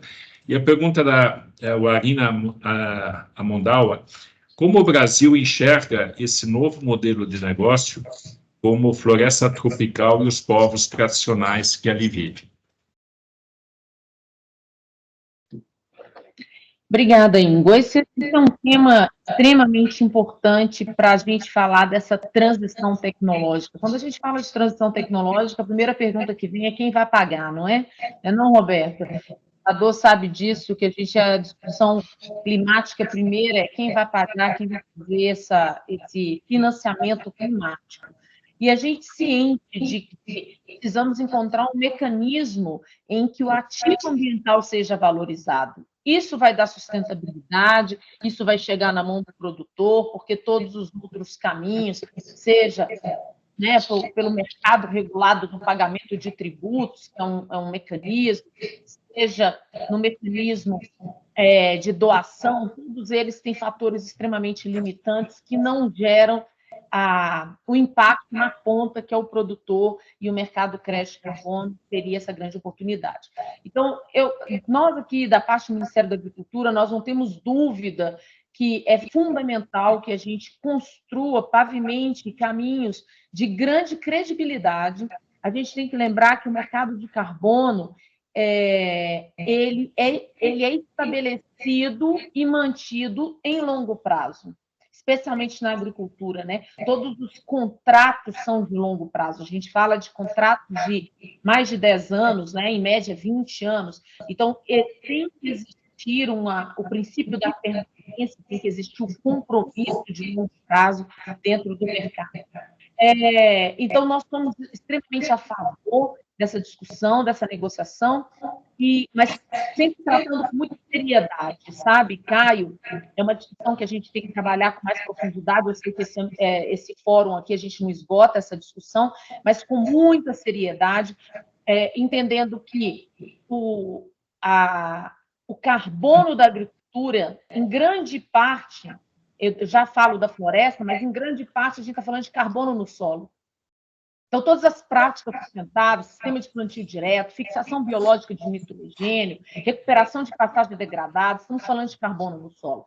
E carbono no solo ainda não é uma tecnologia simples de ser mensurada, ela não é pacificada nos métodos existentes, ela é de altíssimo custo, inviabiliza os projetos e, com isso, subrelata a capacidade que a agricultura tem de remover carbono da atmosfera. Eu falo que a agricultura tem duas questões aqui, doutor Marcelo, que eu queria provocar para que a gente ampliasse a discussão no Cone Sul.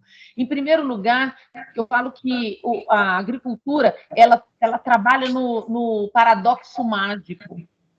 Porque se a gente está falando de aquecimento, mudanças do clima, de excesso de carbono na atmosfera, a agricultura é a única que captura esse carbono na atmosfera e transforma isso em desenvolvimento, né? Seja alimento, energia, fibra. Então, nós trabalhamos invertendo a questão da mudança do clima por causa da possibilidade de captura. E isso nos traz o segundo ponto, que eu dividi isso com o embaixador Roberto na COP passada, que a gente vem defendendo muito, que a agricultura é injusto que se contabilize emissões globais da agricultura, assim como se faz em qualquer outro setor.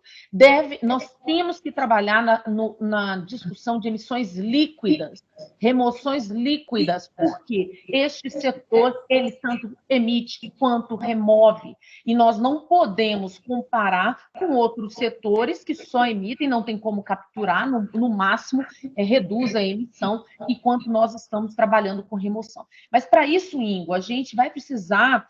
Então, assim, eu vou chegar no mercado, mas, assim, a gente precisa superar essas questões que são científicas, são políticas, inclusive, de reconhecer que a agricultura remove, avançar na discussão de carbono no solo, porque, enquanto isso não for pacificado, o custo do crédito na agricultura é muito alto. O custo de você mensurar o crédito é muito alto, o custo de você manter o contrato de longo prazo é muito alto e inviabiliza, portanto, e essa é a nossa defesa, que ele entre no mercado regulado. Porque eu te falo uma coisa, se o próprio inventário nacional não reconhece que as práticas sustentáveis removem, porque não reconhece carbono no solo, então como é que eu vou estar contabilizando isso no mercado de crédito? Então, assim, nós precisamos ter uma pacificação muito grande, um entendimento nacional muito grande de quais são as tecnologias que estão postas em alto potencial e capacidade de gerar crédito. Nós temos que investir muito em ciência, fazer com que essa ciência chegue em artigos e journals de alto nível para que seja reconhecido internacionalmente. Isso é fundamental. A gente tem que avançar no Tier 2, 3 e parar de usar o template do clima temperado. E aí sim falar de mercado. E aí no mercado falar das nuances, que são nuances muito específicas, jurídicas, de um contrato na agricultura, que vai ter que ser um contrato de longo prazo, porque quando a gente fala de carbono no solo, a gente está falando de fixação desse carbono, manutenção desse carbono, a gente está falando de contratos de longo prazo, existe uma complexidade no ambiente jurídico para isso. E com relação à floresta, para finalizar, a gente vem acompanhando muito essa discussão da distribuição de benefícios, a repartição de benefícios para comunidades locais. A gente defende que essa questão jurisdicional seja melhor discutida para que as florestas nativas e suas comunidades tradicionais também recebam esse crédito. Então, você vê que a atribuição, a rastreabilidade desse crédito, ela chegar na ponta é fundamental para que a gente crie, promova estímulos para a preservação ambiental. Eu falo que a gente tem 3 tipos de territórios, né, para a gente cuidar e ter políticas prontas. Aquelas que são áreas consolidadas da agricultura, a gente tem que ter práticas sustentáveis, cada vez de menor impacto e maior captura, remoção desse carbono. Então, tem as práticas sustentáveis, o ABC tem que estar presente e outras tecnologias. A gente tem a área que é passível de desmatamento para desmatamento legal, e nesse caso a gente tem que ter políticas de pagamento por serviço ambiental para manutenção dessa vegetação nativa, ou seja, tem que haver um sistema de remuneração para a questão de custo de oportunidade para o proprietário daquela área, e nós temos que ter mecanismos de comando e controle cada vez maiores para evitar o desmatamento ilegal, mas que também ele seja incluído nos pacotes de crédito para manutenção da floresta, para preservação e evitar qualquer tipo de desmatamento, que a gente possa, então, poder falar dessa nova política comprometida, cada vez mais comprometida, para a gente alcançar um desenvolvimento com altíssimos ativos ambientais. Muitíssimo obrigado, Renata. Foi excelente sua intervenção. Eu queria só te comentar 2 coisas. A primeira é que você poderá contar com as nossas entidades que aqui estão conjugadas, inclusive o GPS, em relação a buscar os ativos para a equação questão climática. A pauta do carbono, e é natural que assim seja, é uma pauta que veio do hemisfério norte, até porque o poder fotossintético deles é muito mais baixo do que os nossos. Então, os temas que você colocou como fixação de nitrogênio, a parte de carbono ativo e a redução de carbono pela fotossíntese é fundamental. Mas nós aqui estamos atuando num tema adicional, Renata, que é a fotossíntese é um processo endotérmico, ele absorve calor. Absorvendo calor 3 vezes mais do que o hemisfério norte. Isso tem que entrar no nosso ativo. Isso cientificamente tem que ser consolidado, que tipo de vegetação faz o quê, para que depois seja parte do ativo, porque é uma parte que faz também a redução da temperatura global. Muitíssimo obrigado. Eu passo agora a palavra ao Roberto, através de uma pergunta do nosso participante aqui, o Luiz Lima. Existe a possibilidade da EUDR ou outras medidas similares retrocederem? Há alguma alternativa técnica a nível de OMC que o Brasil possa anotar? Bom, eu acho que isso faz parte, é uma pergunta muito boa, aliás, porque a gente pode fazer tudo isso, né, que a Renata falou, que é uma agenda muito positiva, muito propositiva para o Brasil, eu acho, eu tenho muito orgulho disso tudo, mas, ao mesmo tempo, muito pouco disso será reconhecido se o marco regulatório internacional não reconhecer nada disso, né? Por vários motivos, poucos deles críveis ou legítimos, diga-se de passagem. Aí, tentando pegar a pergunta, a questão de... Vamos pegar biocombustíveis, por exemplo, né? Quando nós falamos de biocombustíveis, desde o começo ficou muito claro que o uso do etanol, sobretudo o etanol celulósico de segunda geração, etc., ele tem um potencial de emissão de carbono muito menor do que o combustível fóssil, não tem a menor dúvida com relação a isso, né? Então, nós estamos falando só aqui de um potencial de redução de emissões de gás carbono. Os combustíveis só são responsáveis por 80% a 90% das emissões de gás carbônico no mundo. No mundo, nós temos aqui um substituto imediato para uma boa quantidade desse combustível, desse carbono que é emitido mundo afora. Aí o que acontece?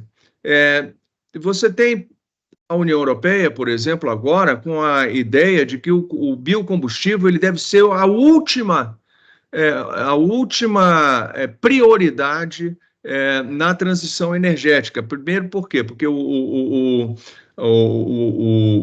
milho, a cana, o que quer que seja, tem que ser usado para alimento, né? Depois de alimento, você pode usar para ração animal. Depois da ração animal, você pode usar para fabricar móveis. E depois, se você não tiver mais nada para fazer com isso, aí sim, ele pode ser usado. Isso pressupõe, é uma coisa louca, porque pressupõe que o mundo é igual à União Europeia, e não é.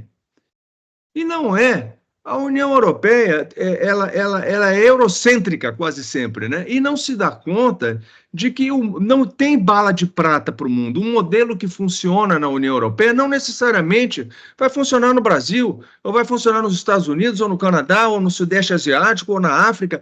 O mundo é muito diverso. Fala-se tanto de diversidade e de inclusividade nas relações sociais. A relação econômica é a mesma coisa. O mundo é muito distinto. O que vale não tem bala de prata, uma coisa que serve para um, serve para todos. Não é assim. Simplesmente não é assim. Essas diferenças, inclusive o próprio Marcelo e a Renata falaram de métricas, né? As métricas diferentes. Você não pode calcular as emissões de gás carbono de uma vaca na Europa com uma vaca no Brasil ou no Uruguai.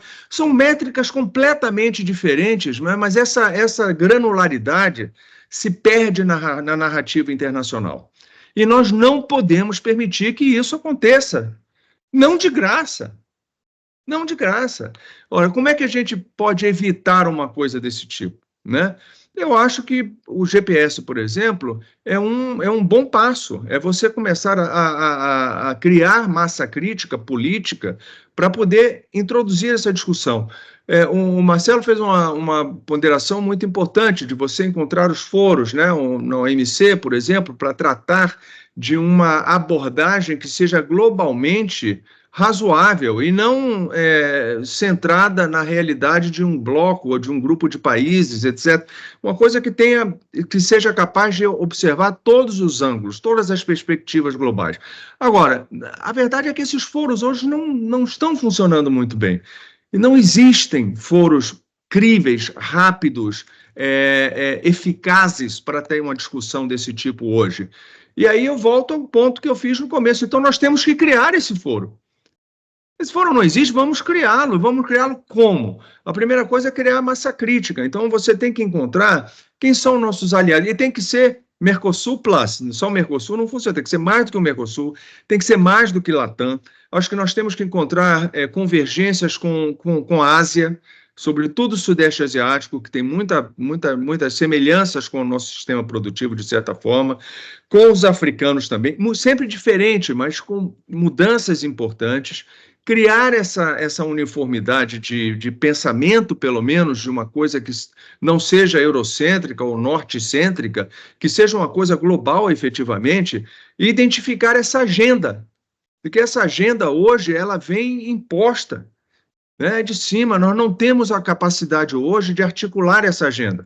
Quando você está num foro internacional, como na OMC, eu trabalhei muito lá dentro, na ONU também, etc., é mais fácil você fazer isso, porque chega uma agenda ali para discussão, e aí os outros países se articulam e rebatem aquela agenda, às vezes propondo outras. Mas quando você não tem esse foro, a agenda ela vem e fica. Não tem como você rebater a agenda, não tem como você criar uma alternativa, uma agenda alternativa, né? E aí, que está na pergunta do Luiz aí, né? A OMC, eu acho que a OMC é um foro importantíssimo, mas nós não podemos depender dele. Nós temos que criar os nossos foros, temos que criar essa, e a liderança que o Brasil pode ter na COP, que vai acontecer aqui no Brasil, a liderança que o Brasil pode ter, seja nos BRICS, seja sei lá, onde a gente quiser criar, no G20, não sei, nós temos que colocar essa agenda lá. E colocar a agenda só o Brasil tem uma limitação de peso político. O Brasil é importantíssimo, como a própria Renata falou ao longo do tempo. Mas só o Brasil, eu acho que nós estamos subotimizando a nossa capacidade de articulação política. A gente tem que trazer outros para criar essa agenda, para rebater essa agenda. Quando a União Europeia vier falar de biocombustível, você já tem que ter um grupo de países alinhados e falando a mesma linha, dizendo, olha, companheiro, mil perdões, entendo sua posição, faz sentido na Europa, mas você me desculpe, isso não é a realidade do mundo. O mundo é muito diferente disso que vocês estão falando. Então, essa articulação política, essa capacidade de identificar a agenda, mapear as ações e a capacidade de executar tudo isso, é que a gente tem que se dedicar um pouco mais. E, de novo, eu volto à noção de que governo e setor privado juntos têm um potencial de articulação, de capacidade de manobra muito maior do que se eles forem sozinhos. Muito obrigado, Roberto. Você iniciou já um processo de quase conclusão do nosso fórum, extraordinário. E responde também a pergunta da Fernanda Ferreira, como conciliar ciência, preferência de consumo e visão estratégica do longo prazo. Uma resposta pelo Mercosul Plus. Temos também ainda perguntas em aberto, como da Fabiana, que gostaria muito de saber como é que é a questão das pastagens degradadas, não só no Brasil, e como é que isso poderá ser recuperado. Em parte, a Renata já comentou sobre isso. Eu queria dar, para atender e respeitar o horário de todos, a volta final agora, e iniciaria pela Renata, se a Renata pudesse dar uma conclusão, um fechamento, ou uma mensagem de esperança para todos nós. Por favor, Renata. Obrigada, Ingo. Acho que esperança é a palavra de ordem. Eu sou sempre otimista, eu acho que a gente não tem razão de não ser. Eu acho que os desafios estão postos, mas a gente não pode deixar de perceber as evoluções que a gente tem tido em todos os ambientes, e essa interação, esse compromisso público com o privado que o embaixador colocou é fundamental. Não há como ser de outra maneira. É fundamental que a gente olhe para todas as possibilidades de financiamento para a transição com um olhar muito sério, muito estruturante do país. O embaixador provavelmente falou, mas eu quero aqui complementar uma questão do carbono. A gente está diante do CBAM, né? O CBAM, para mim, se a gente tivesse que mapear um grande estímulo para que a gente rapidamente atribua aos nossos produtos o crédito de carbono necessário, o CBAM já norteia isso, porque, do contrário, por mais que as nossas práticas sejam sustentáveis aqui, ao vendermos, nós teremos que pagar uma taxa lá por não conseguirmos comprovar. Ou seja, o dinheiro vai ficar lá. Enquanto se a gente mapeia as potencialidades e estimula o mercado de crédito aqui, toda a parte de MRV muito consolidada, o recurso, ou seja, o ativo vai ficar aqui conosco. Então, nós temos muito a avançar rapidamente, as mensagens, as definições estão postas, as regras de mercado estão postas. Eu acho que nós temos que ser mais ativos, mais proativos, qualificando cada vez melhor e quantificando cada vez melhor o potencial da agricultura brasileira. Então, eu me coloco extremamente à disposição aqui para a gente ampliar cada uma dessas páginas que foram abertas, para que a gente saiba como criar esse novo fórum, né, embaixador? Sim, os fóruns multilaterais, enquanto enfraquecidos, a gente vê as normativas sendo feitas de forma unilateral. Essa última, né, o CS3D, que vem trabalhando uma regra de ESG para as empresas do mundo, né, que saiu pela Comissão Europeia agora recentemente, ela pode ter impactos ainda que nem eles têm noção, nós ainda não conseguimos quantificar, que trazem aí um peso de muita sobrecarga para toda a cadeia de valor, na parte social, ambiental. O que a gente tem que reconhecer como essas regras estão postas, como elas podem evoluir e de que maneira a gente pode alcançar. Ou seja, tem que haver uma compreensão muito forte da geopolítica, de como esse jogo está sendo jogado, para que a gente seja um bom jogador nesse jogo. Eu acho que o Brasil tem todas as ferramentas para isso e conhecimento instalado. Me coloco à disposição para a gente trabalhar juntos. Excelente. Muitíssimo obrigado, Renata. Marcelo, suas considerações finais, por favor. Bueno, en primer lugar, agradecer por la posibilidad de compartir con ustedes. Lamentablemente no hablo en portugués, pero igual nos entendemos muy bien. Yo creo que nosotros tenemos una hoja de ruta. Esa hoja de ruta implica seguir trabajando nosotros con el sistema científico y con el sector privado para identificar los activos ambientales y identificar la realidad de nuestros sistemas productivos.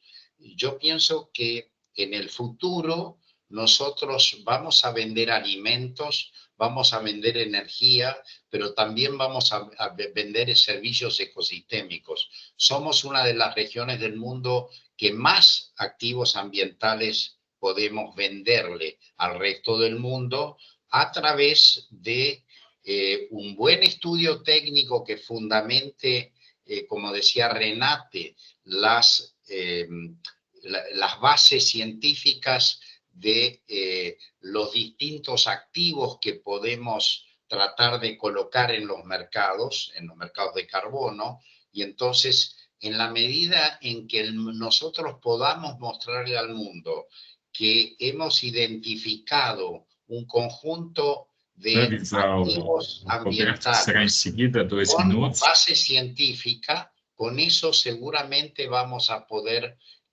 tratar de desarrollar algo que todavía no está muy bien desarrollado, que son los mercados de carbono. Ahora, eso tiene que ver con dos temas. Uno es el diálogo y otro es la confianza. Yo creo que nosotros, con respaldo científico, tenemos que iniciar un proceso de diálogo más activo, como proponía Roberto, y eso, si lo hacemos con base científica y sin ideologías, y entonces tenemos que buscar nuestros aliados también en Europa que tengan un enfoque más de diálogo, vamos a seguramente poder construir un mundo que sea más amigable con el ambiente, sobre la base del diálogo y la confianza, pero nosotros mostrando nuestras capacidades productivas y nuestros respaldos científicos para ello. Muchísimas gracias, Marcelo, por este alento de la confianza y para una honra, como tu dices, trabalho. Queria passar a palavra ao Roberto para poder fazer um apanhado final, por favor. Então, tá ótimo. Muito obrigado. Eu concordo, antes de saída, com tudo que foi dito agora mesmo pela Renata e pelo Marcelo. Acho que as nossas ações, como que o Brasil deve agir, eu acho que tem que ter dois focos, plano interno e plano externo. No interno, especificamente, eu acho aquilo que a gente já falou, não dá para esperar, não vamos esperar estímulos externos, temos que sair na frente, temos que ser proativos, temos que ser estratégicos, temos também que estar na frente da curva, não é estar atrás da curva, correndo atrás, não, isso aqui vai terminar lá, então já está se preparando para aquilo tudo, inclusive com o marco regulatório. Por quê? Porque essa transição econômica para uma economia mais verde, né, no Brasil, inclusive, ela depende de você ter a equação econômica que faça sentido para o produtor. Se o produtor for entrar ali e com isso ele sair do mercado, ou não for capaz de manter a sua produção, ele vai sair, ele vai abandonar, ele vai mudar de coisa, ou ele vai quebrar, vai falir. Então, você precisa dar um incentivo econômico. O incentivo econômico tem que ser muito bem feito. E o marco regulatório é que vai determinar, em larga medida, não apenas, mas em larga medida, se a atividade, no sentido da economia mais verde, faz sentido ou não. Então, tudo isso é muito importante internamente. E externamente, eu acho que o fundamental é articulação política, criar foros, ajudar a criar a agenda internacional e ter como norte fundamentação científica.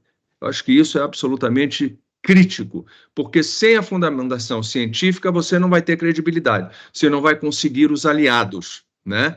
E a fundamentação científica vai ter a gente que vai negar, que vai reclamar, não sei o quê, mas é um terreno sólido em que a gente pode apoiar os nossos argumentos, mostrando que a nossa realidade não é igual à dos outros e que a nossa solução tem fundamentação científica e é tão boa quanto a dos demais, que estão encontrando outras soluções que são não necessariamente iguais às nossas. Então, acho que é por aí, nós estamos no bom caminho e, de novo, governo, setor privado, os dois têm que trabalhar juntos, porque é a melhor maneira de avançar.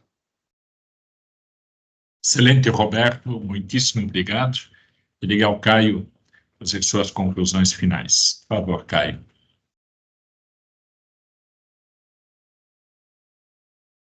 Ingo, muito obrigado. Quero agradecer a cada um pessoalmente. Excelente período que nós passamos, atualizamos o nosso debate. Fica uma sensação que eu procuro todo dia, sabe, Renata? Quando eu fico procurando posição uníssona, posição comum, eu saio de uma reunião dessa em alta, eu saio muito melhor do que eu entrei. Isso eu acho espetacular. Eu queria dizer que a síntese que eu posso fazer, Ingo, é que é preciso unir os países grandes produtores na linha do novo Fórum Global. Esse é um tema extraordinário colocado pelo Roberto Azevedo. É preciso liderar a narrativa do que é o mundo tropical no agro. Esse é um trabalho que nós da BAG faremos mais acelerado junto com o setor público, com o apoio extraordinário do Roberto Azevedo, que está nos orientando nisso. É preciso cancelar a procura da bala de prata. Ter uma geopolítica realmente de interesse, de fato, que seja global, de interesse global, e não uma bala de prata como se procura constantemente. É preciso ciência, métricas e mercados abertos e menos protegidos ou subsidiados, como diz o Marcelo na sua síntese extraordinária. Diálogo, confiança e ações proativas são fundamentais para isso. E uma fala final do Roberto muito boa, que não é possível esperar, não se pode esperar. E sim está à frente da curva, incluído nisso um marco regulatório com uma equação econômica que seja óbvia e que permita acelerar o que nós precisamos fazer nessa transição que o mundo tem ainda na forma de discurso, né? Ou seja, a solução é articular proatividade, credibilidade, aliados, como lógica da sequência do Roberto, sempre com o governo e setor privado juntos. Gente, muito obrigado pelo excelente e alto nível de debate que vocês fizeram. Muitíssimo obrigado, Caio. Ao dar encerramento aqui ao nosso webinar, agradecendo a você, Roberto, Marcelo e Renata, por suas contribuições, e Caio, por tua atuação, eu queria sumarizar duas coisas. A primeira é que nós, aqui na BAC, nos permitimos, logo no começo, vocês viram, em gravar esse webinar, nós vamos fazer um resumo de, no máximo, 2 páginas, e vamos passar isso a vocês, para vocês ainda poderem corrigir ou não, e deixar isto público, porque eu acho que as ideias, as sugestões, as alternativas colocadas são de uma riqueza estupenda. E isso me leva a fazer a seguinte conclusão final. Penso que nós estamos vivendo 3 crises. A crise do crescimento, a crise da confiança e a crise da esperança. O que vocês trouxeram para nós foi traçar visões, traçar imaginações, traçar a esperança. É lá que ela nasce. Ela nasce dentro de nós, olhando para frente, dizendo quais são as possibilidades, quais são as alternativas construtivas. Cada um de vocês colocou isso de uma maneira magnífica. A crise da confiança a gente vai vencer se os nossos atos confirmarem as nossas palavras. E vocês 3 são pessoas, vocês 4 são pessoas de altíssima credibilidade e a cada dia estão exercendo isso. E o crescimento vai vir dos 2. A esperança colocada com a confiança posta, o crescimento é uma consequência. Então, queria agradecer muito que vocês foram extraordinários protagonistas da esperança, da confiança e do crescimento. Muitíssimo obrigado.